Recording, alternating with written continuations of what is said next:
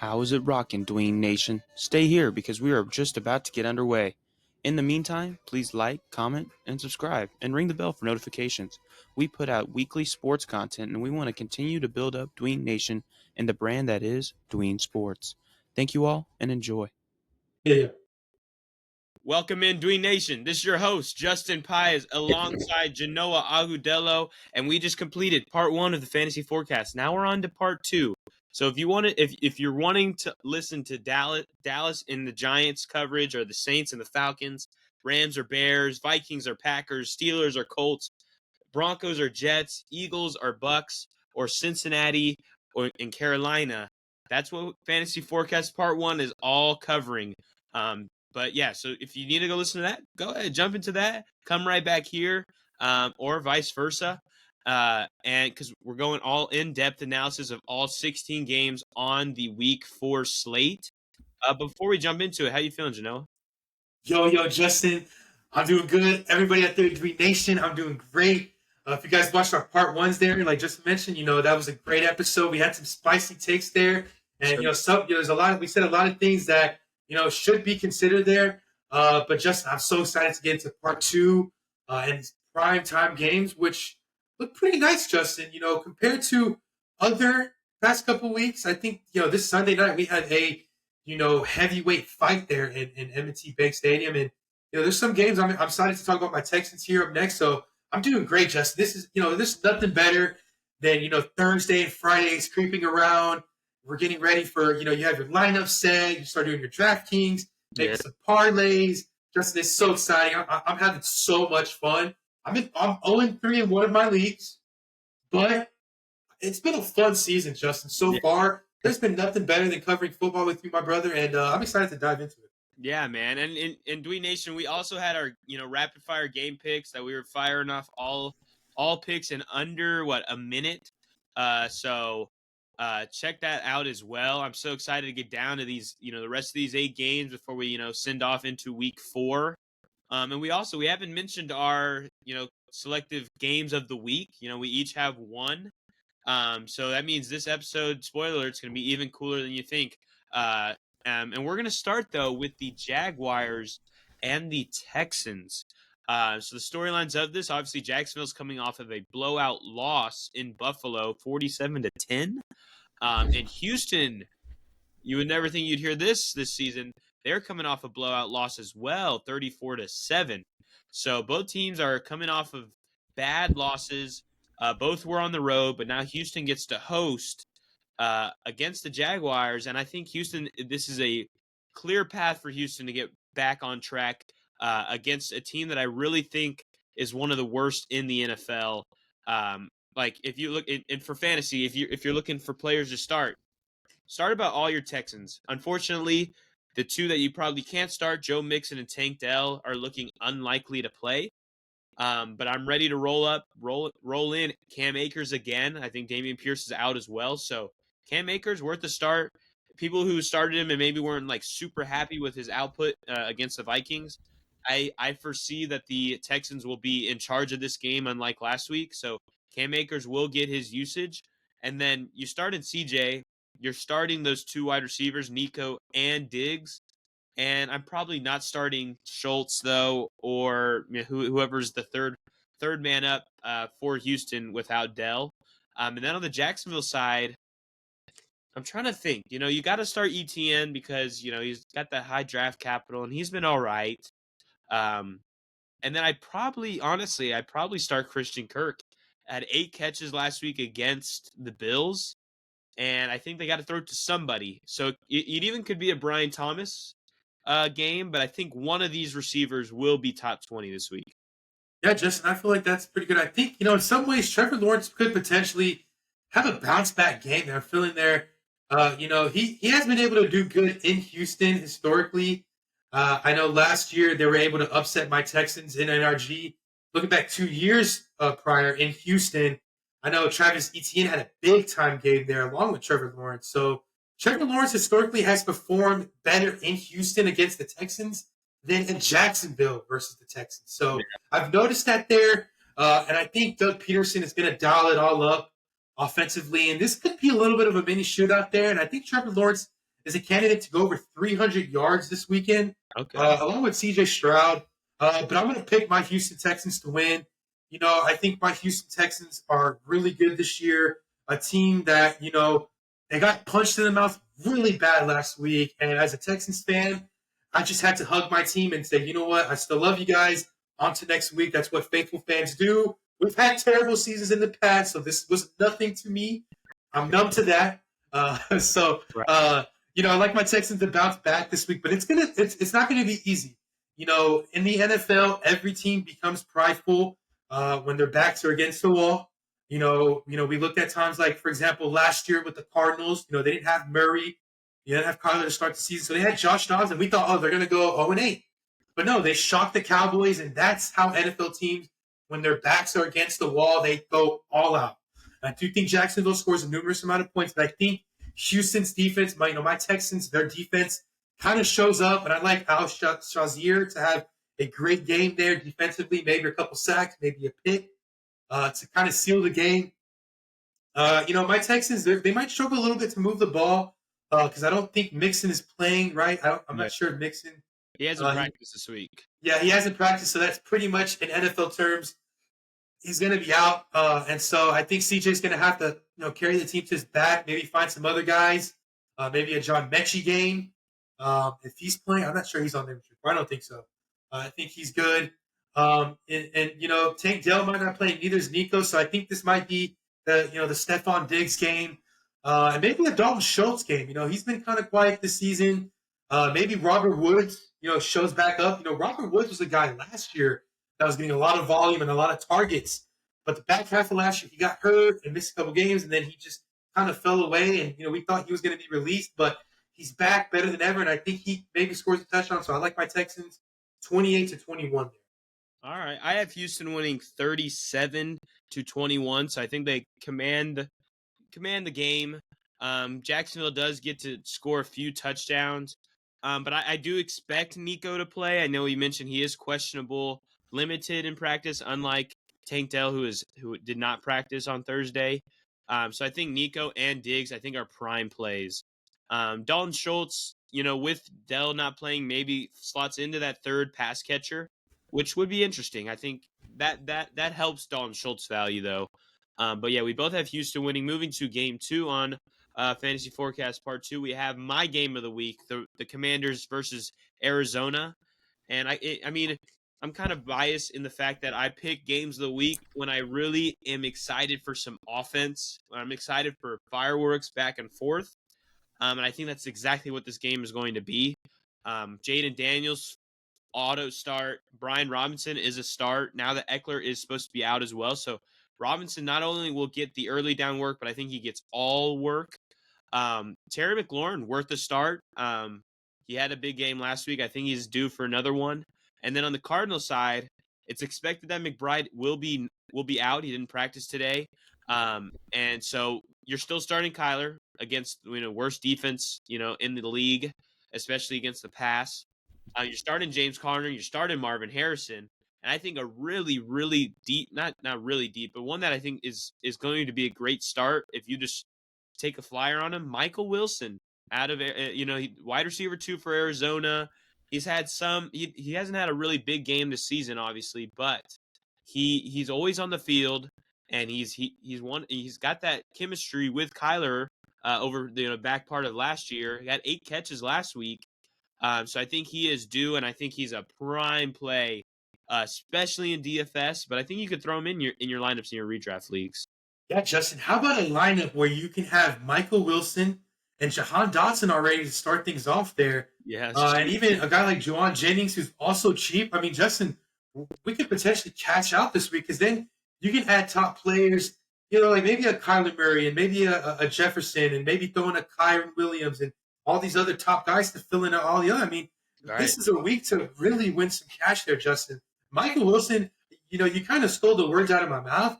I think this time next, Monday, Tuesday, we're talking Michael Wilson, one of the top waiver wire pickups. Because Justin, I think this Cardinals offense is trending the right direction each week. I know they only scored 13 points last week home against Detroit, but I think the Lions defense is pretty solid. So And this offense under Jonathan Gannon, they're still learning. And, that division is wide open with San Francisco struggling.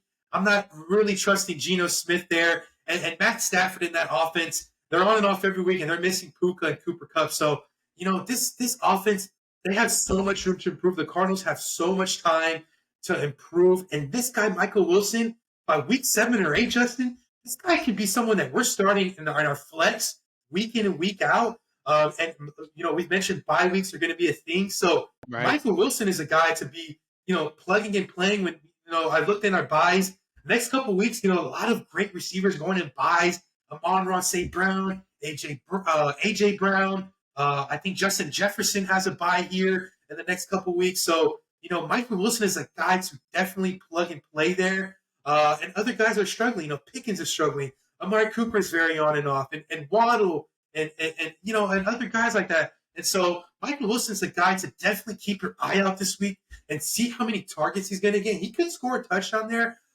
With this game, this could be a little bit of a shootout there just because Washington defense is so poor. And I think that Kyler might actually score a couple touchdowns from his legs there. I think Kyler Murray has 2 rushing touchdowns, but I do think the Cardinals win 35-21. I do think B-Rob for the Commanders has a solid game off the ground.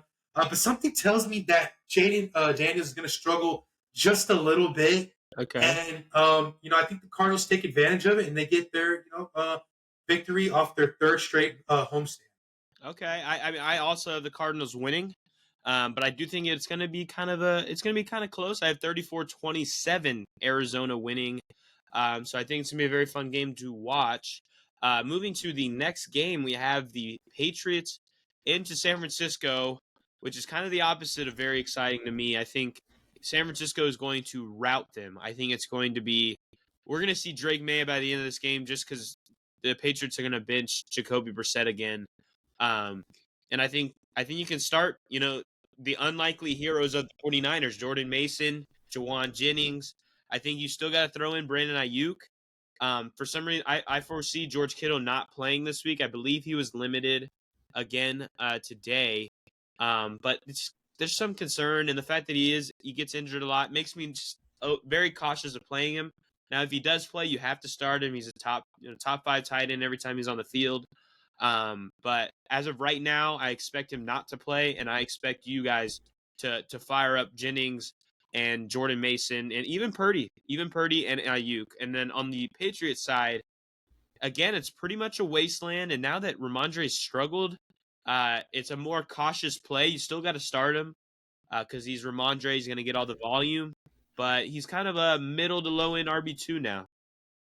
Yeah, Justin, I think Ramondre has another struggle game. Maybe he does get a touchdown, but I don't think he goes over 50 yards there. But, San Francisco has the biggest question at the defense. This defense does not look the same. I think Mahomes kind of broke this defense a little bit, and they lost their confidence. Obviously, Greenlaw is not playing. He's been hurt since the Super Bowl, and Javon Hargrave is probably going to miss. But this secondary is very questionable for San Francisco. But I do agree with you. I think we might see some Drake May. I think they're just going to throw Jacoby Brissett in this game and not really have a plan for him. And I think that this offense is going to be able to capitalize. They still have Ayuk, they still have Jennings. I even think that Kyle Juszczyk get some random receiving touchdown there at the 3-yard line. I think Purdy has a fairly decent game there. I don't think Jawan Jennings, obviously, he doesn't have the same game he had last week. That was all-time great. I don't even know if Justin Jefferson could have a game like that with, Mahomes as for maybe with Mahomes. But maybe with Mahomes. But, 3 touchdowns and 12 catches is crazy. But, I just think that, this is going to be a little bit of a neck-and-neck game. But I think Brissett just struggles so badly that, we do see Drake May. So I'm going to give the San Francisco 49ers a 24-6 victory. I think that this is a Jordan Mason game. I kind of think he runs all over them. And so, last week the Patriots scored 3. This week they score 6. And I think that Patriots fans are chanting Drake May, Drake May, or even Joe Milton, Justin. I like Joe Milton. I think he's a Heavy. solid, I'm a Joe Milton fan here. I think someone else should have drafted him. I think two quarterbacks on that team. But anyways, I like San Francisco to win this game behind Jordan Mason. I have the same kind of thing. I have the 49ers winning 31-10. So I just have the Patriots getting a little extra touchdown from what they had last week. But yeah, there's going to be a struggle, I think, for sure. We saw Hunter Henry come back to earth, so I'm not looking to start him. I know people had him in their lineups last week. But yeah, so 49ers are going to kind of control this game. I do like a lot of the 49ers that are playing, as I mentioned and you mentioned. But yeah, I think it's going to be kind of a route session. Moving to the next game, we have Cleveland at Las Vegas. Cleveland coming off an upset loss to the Giants, and the same story for the Raiders, coming off an upset loss to the Panthers. Now the Raiders get to host the Browns in a battle of ugly. We were discussing earlier this week about the business decisions that some Raiders players were making. We'll see if there's kind of maybe Antonio Pierce got in that locker room and was like, we're making changes. So that kind of leads me to leaning towards Vegas. And obviously there's not really any factual stuff to back that up to me. I think the Raiders kind of are back and forth. We saw them go into Baltimore and win, and then have two very poor efforts on the outsides of both of that victory. So I think maybe it's a slight pattern this week. They play a lot better. Devontae Adams, I think, is a solid play. I know it's against a hard Cleveland defense, but hey, we saw Malik Neighbors just cook them last week. And then on the Brown side, as we saw, Amari Cooper had a good game. He gets a little bit of a revenge game, so I think it's worth a start. So I think Cooper's worth a start. On the running back side, I don't really love anybody on the Brown side or the Raiders side. I know Madison got the touchdown again. It's so unreliable, and Zamir White has become one of the biggest busts of the season so far. So they're all auto sits. And then let me think. The Raiders wide receivers, I already mentioned Adams. Maybe Jacoby Myers. Obviously, you got to start Brock Bowers. I think definitely worth the start. But that's kind of it. Yeah, Justin. I was thinking earlier this week on some downtime during school, and I was wondering, why did the Raiders not pursue a quarterback? Like, did we really think we were going to be that good with Gardner Minshew? Like, the fuss with the Raiders makes no sense. It's almost like they're pointing fingers at everybody around the league, but not themselves. Like, I mean, you guys didn't even try to get Kirk Cousins or try to draft a quarterback in the draft. Instead, you thought guys like Gardner Minshew and Aiden O'Connell was going to win you guys football games. No wonder you guys lost last week to Carolina, because I take Andy Dalton over Gardner Minshew all day, every day. I even take Cooper Rush, the backup quarterback for the Cowboys.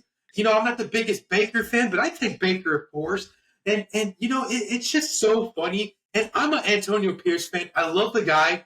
I thought that when they changed head coaches and they went to, they got rid of McDaniels and they got rid of and they got Pierce. I thought this guy was, the face of the franchise as a head coach.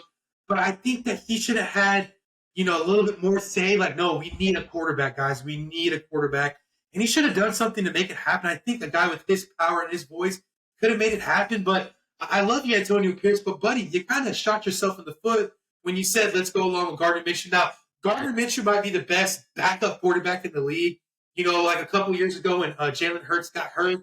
And, yes, Gardner Minshew was able to fill in for a game or two. But this is not a guy that you go all 17 games with, Justin. And the fact that everybody in Vegas is like, oh, my God, we're surprised that we're losing to Carolina at home with Gardner Minshew. Yes, duh. It's frustrating as a football fan, because I love Devontae Adams. I think Jacoby Myers is very underrated. I have Brock Bowers in a handful of leagues. So it's almost like the Raiders just make me laugh a little bit, because you're in a division with the Super Bowl champions and the best quarterback in the league. Why do you think Gardner Minshew is going to make any difference? It's just funny to me. That's just me. That's just me. And Justin, breaking news here. Devontae Adams has a hamstring injury. He's questionable now. I think it's pretty crazy. I just got this alert while talking about the Raiders. Hey, Bleach Report's listening to me. But lastly, to close up this take here, I'm going to pick the Vegas Raiders for a bounce-back victory because I love Pierce. But if Minshew struggles again and they go Aiden O'Connell, I don't think it's going to be any difference. I think it's going to be worse. And I think that maybe Devontae Adams should look in. He is questionable, but he should possibly look into getting a trade here. Yeah, I have the Raiders winning a very close, ugly game, like 20-13. It's just ugly all around. Deshaun Watson, we didn't even mention him, but there's nothing to mention. But yeah, I just want to move on from that game. It's pretty weak. Yeah. Moving to the next game, we have the Chiefs and the Chargers. This game to me would be interesting if Herbert is playing, and I'm hearing that it's leaning towards him playing, which I don't know how or why they're just throwing their franchise quarterback in with this it sounds like a very bad ankle injury. But if he plays, I'm really not starting any Charger besides Dobbins, which is already like a cautious start against a tough defense. And then if it's Heineke, I'm pretty much out on all Chargers across the board.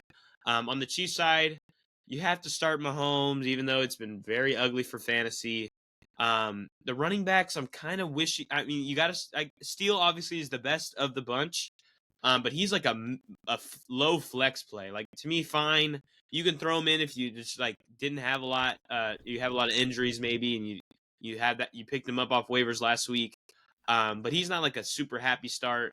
And then you got to start Rashee Rice, who's been kind of the steal of the draft. I mean, he's going crazy as the top receiver for Patty. And then Travis Kelce, definitely worth a start, even though it's been very bad thus far. I think one of these weeks, hopefully this week, Mahomes is going to make a concerted effort to just let's get Travis Kelce as kind of his gusto back. And I'm not saying it's going to be this week, but I think you have to start Travis Kelce as long as you have him. And now if he does give like maybe one or two more really bad duds like he has so far through 3 weeks, then I'd be out. But right now, you got to start Travis Kelce. Yeah, Justin. Look, with Travis Kelce's last 2 games against the Chargers, I would say this one was October 22nd of last year. He had 12 catches, 179 yards, and a touchdown. Okay, and the matchup before this was in 2022. He had 115 yards and 3 touchdowns. I think that was one of their walk-off games that Travis Kelce had a walk-off touchdown. Yeah. And then 2 years before that, in 2021, this was another walk-off, I believe, 191 yards, 10 catches, 2 touchdowns. So 3 out of his last 4 performances against the Chargers have been all-time great from a tight end perspective as well. That's crazy.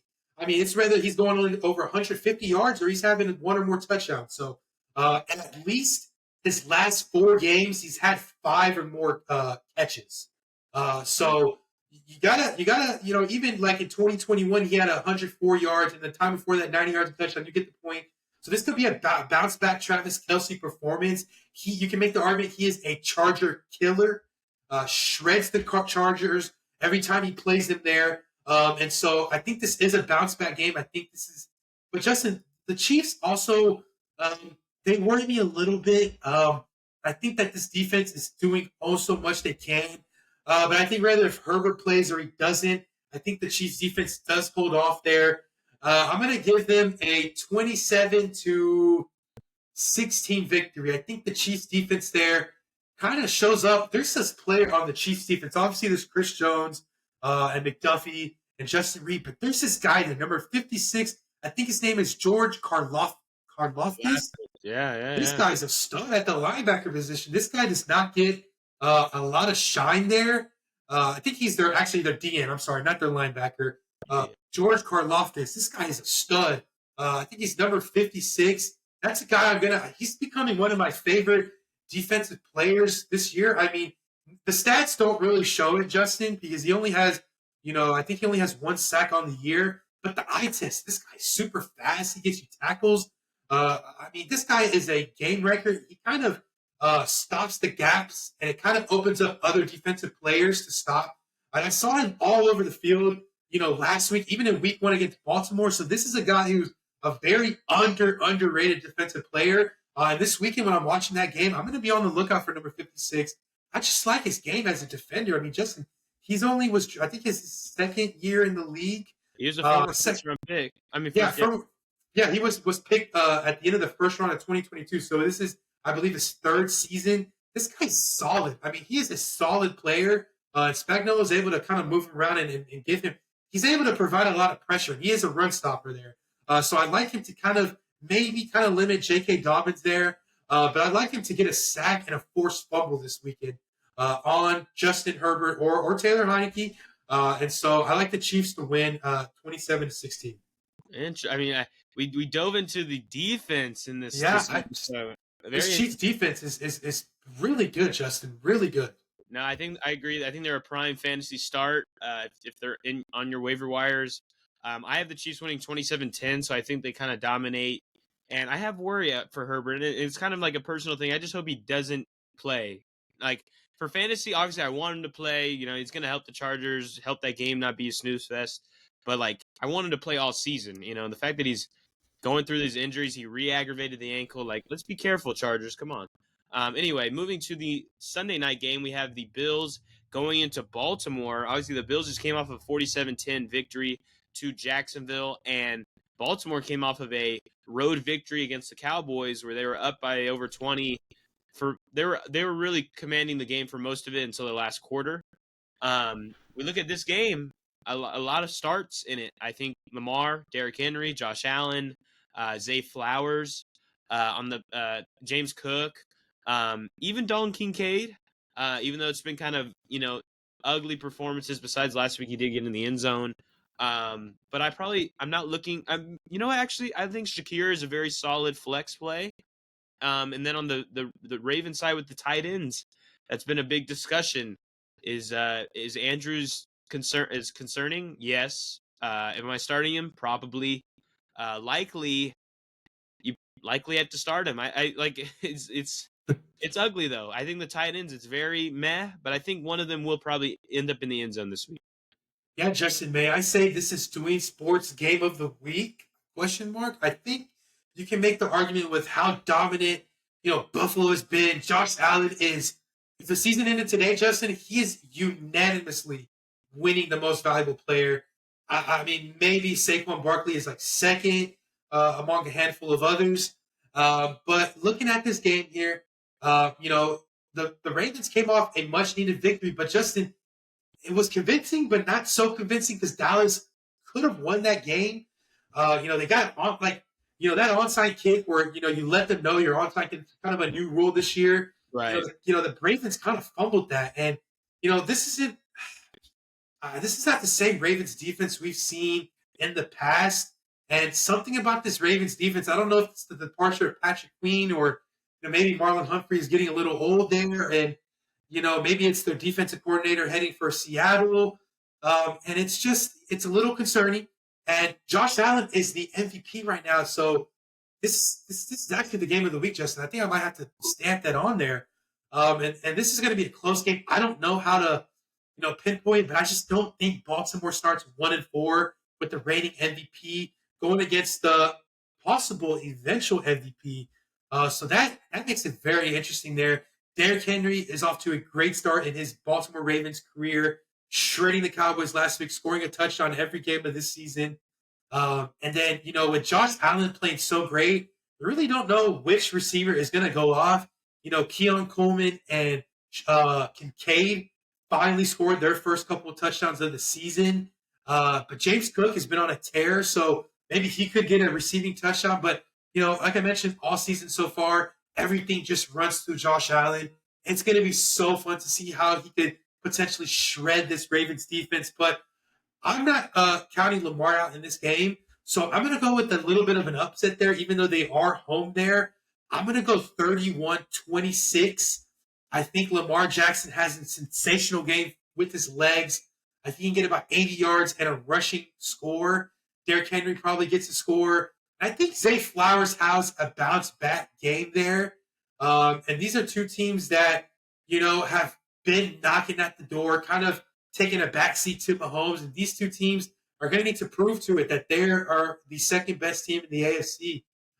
Even though Baltimore is 1-2, I just don't see them starting 1-3. Excuse me. I think I said 1-4 earlier.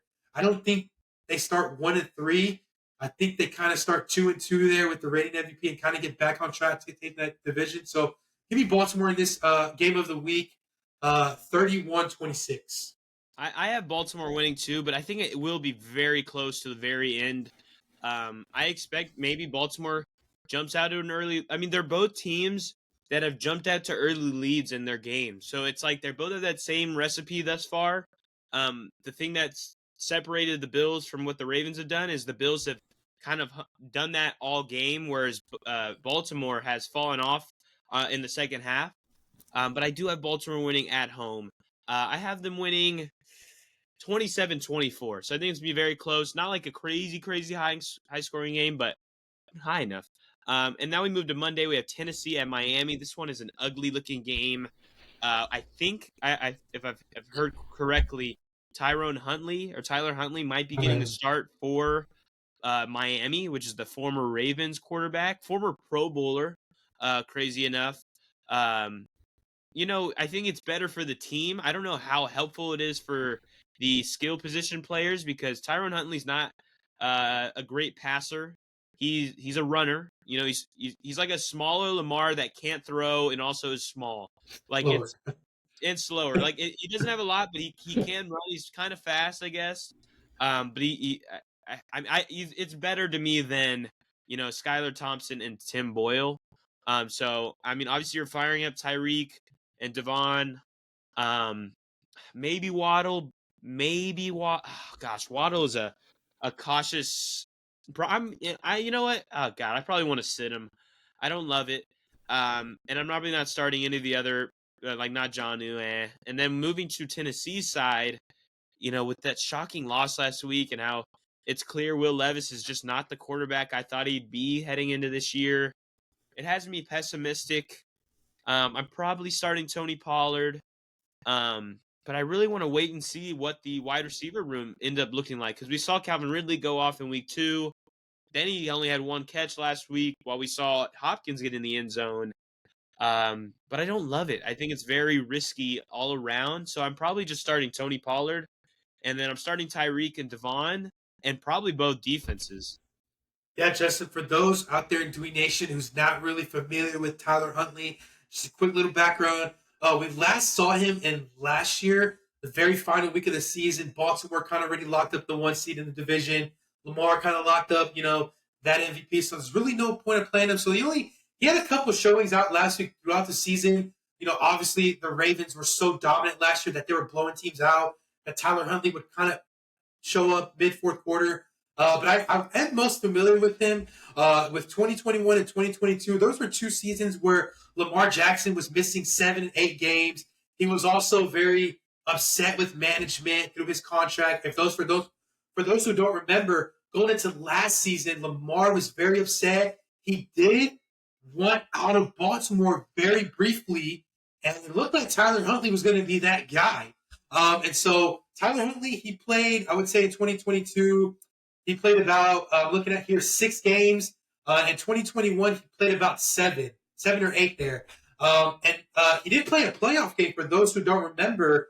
It was against that Cincinnati team that almost made it back to the Super Bowl. And they played against Cincinnati. It was a close game. He did 200 yards passing, which was the last time he had 200 yards passing. Now, Justin, he's never had targets like Tyreek Hill and Jalen Waddle and a speedster out of the backfield, which we both love Devon A-Chain so much this week, as well as this whole year. And so he's never had these type of targets, Justin. So I would make the argument that next week he could be potentially a waiver wire pickup. I do think the Dolphins pretty soon have a bye week.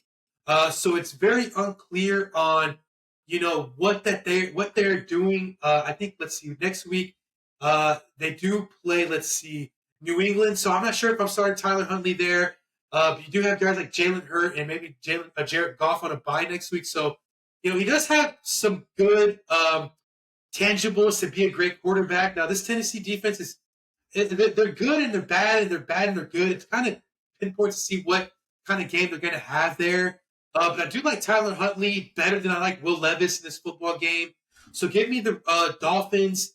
I'm going to keep it close, 21-19 there.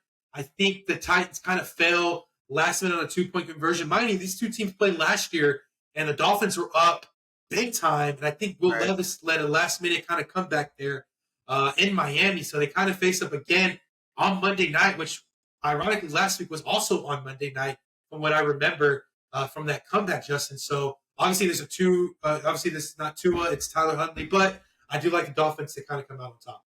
Yeah, God, this is tough to pick a winner. I don't love either quarterback, and even looking at Tyler Huntley's performances when he was a starter, like the year where Lamar was hurt, he threw more picks than touchdowns, and he didn't throw many yards, and it's just God, it's really ugly. But I have Tennessee in my rapid fire picks, but I'm kind of leaning, and this is all like storyline based. I'm leaning towards the Dolphins getting a victory. They're going to interview Tyler Huntley at the end of the game, and people are going to be like, "Oh my God, the Dolphins! They actually got a victory." Ah, gosh, this one's tough, but I'm going to lean Miami, but I think it's going to be ugly. I think it's going to be 17-14, very close throughout, and I'm relying on the skill position players to carry the load for most of this game for the Dolphins. Moving to our last game, we have the Seahawks and the Lions, which I think is a very interesting game. Last year, the same story happened. I believe it was a 12 o'clock game, though, and Seattle went into Detroit, and Seattle won this game. And it was a fireworks performance across the board. And I expect it to be pretty fireworky this game as well. That's why I think it's worth the start. Gino, DK, JSN, even Tyler Lockett's a low end flex play. Flip it to Detroit. You got to start Monty. You got to start Gibbs. You got to start Amon Ra. You're starting Jared Goff to me. J-Mo, even though he had a really bad game, I think he still should be in your lineups. Sam Laporta, if he plays, obviously you're starting him. If not, it just upgrades all the Lions players just a little bit. Um, and then I think to me the biggest discussion, or at least question in this game, is the running backs for the Seahawks. Is Ken Walker playing? And if Ken Walker is playing, I'm not starting Charbonnet. And if Ken Walker if Ken Walker, if he's playing though, do I want to start Ken Walker? Will he be limited? We don't know. Will he be ready to go? I mean, he's missed a couple weeks, so maybe he's good and he's rested up. But if he starts, you probably have to play him, even though I don't love the matchup either with the Lions. And just say he's out. Maybe they hold him out one more week. I think you need to start Charbonnet, although it is a tough matchup, probably one of the toughest in the National Football League. So they're all cautious starts. But if Ken Walker does play, I'm not starting Charbonnet. And if Charbonnet plays, I'm starting Charbonnet. Yeah, Justin, look at these past, the past two matches between these two teams. It's been very high scoring there. And, pretty interesting enough, these two matchups actually were in Detroit, which will be the same matchup here this upcoming Monday, which will be in Detroit once again. The first matchup there, this is kind of like in the Dan Campbell era. It was a 48-45 victory Wow. for the Seahawks. And then last year, like you mentioned, they met up. I think this was week 2. 37-31 victory there. So two pretty high scoring games there. Looking at what Amon-Ra St. Brown been able to kind of feast for these Lions. Last year he had 6 catches, 102 yards there. And these two teams, they have so many dynamic playmakers.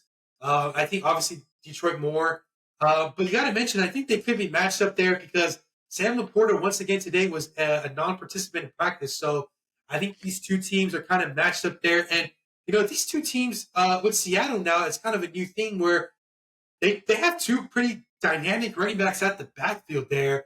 They have two pretty good receivers, and I'm counting JSN now as their wide receiver too. Obviously, I like Jared Goff better than Geno Smith. And it all comes down to the defenses there. I do like Detroit's defense just a little bit better than I like Seattle's defense. I think that Detroit's defense is coming around nicely. They're very solid, very stout there, very physical, led by Dan Campbell. And I'm going to give, I think this game is a little bit of a high-scoring game. Whether Ken Walker plays or not, I think this still is a high-scoring game in some ways. I'm going to give it a 31-27 victory for the Detroit Lions.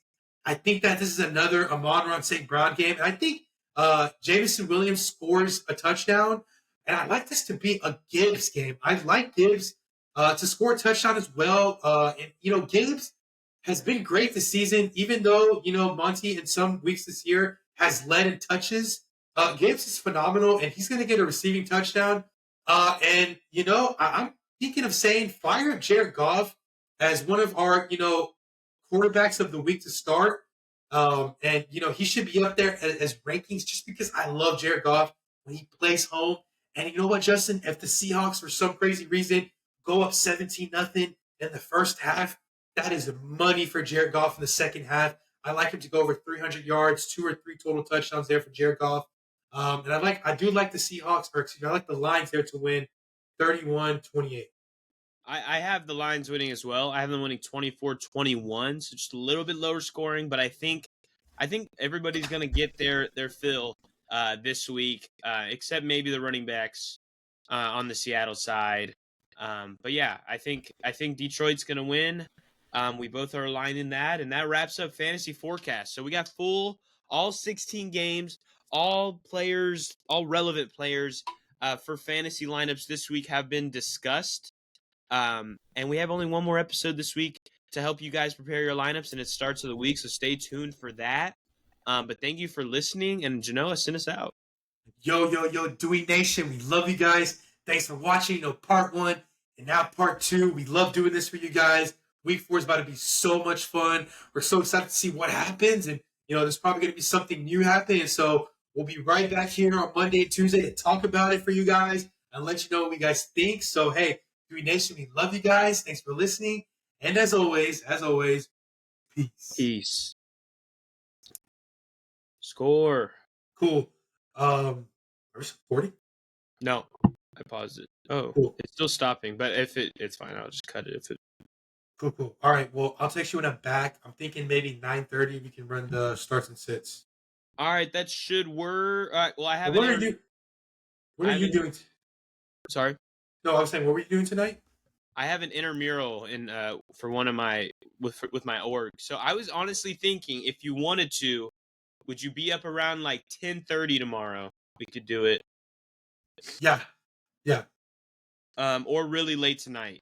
Yeah, I'm gonna be up really late tonight. I'm probably gonna be getting things ready for the weekend, so I'll be able to squeeze in. All right, so maybe I'm actually leaning more towards tonight if possible, but if not, like somewhat early tomorrow, before we all head to Dallas. For sure. Ooh, I can't wait to see you. I'm excited, man. I'm glad Jess can go now too, and it worked out. Yeah. So sounds good. Right now, the only thing is we're figuring out what's going on with Brandon. I'm waiting for a text back. I don't know. Apparently, he's had like last minute work stuff, and I don't know. I thought he said he gets out at 1, right? Yeah, but then after he sent that text, he called me like an hour later, and he was like, "Dude, I don't know this and that." And I was like, "If you make it, you make it. If you don't, you don't." So well, I do need to know because we got to fill that ticket for somebody. I know. If